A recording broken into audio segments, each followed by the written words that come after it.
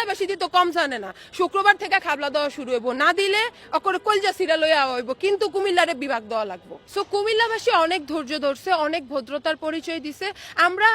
চরমভাবে ভদ্রতার পরিচয় দিয়ে দেখাই দিছি পুরা বাংলাদেশকে যে কুমিল্লাবাসী ভদ্র হইলে কতটুকু ভদ্র হইতে পারে আমরা ধৈর্য ধরলে বছরের পর বছর ধৈর্য ধরতে পারি আমরা ধৈর্য ধরছি কিন্তু এখন আজকে এই পর্যায়ে আইসা যখন দেখতেছি যে ভাই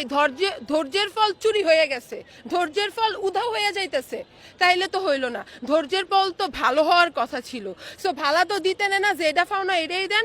আমাদেরকে যদি বৃহস্পতিবারের মধ্যে আমাদের বিভাগের ঘোষণাটা না আসে তাহলে কুমিল্লা কন্টেন্ট ক্রিয়েটর অ্যাসোসিয়েশন থেকে আমরা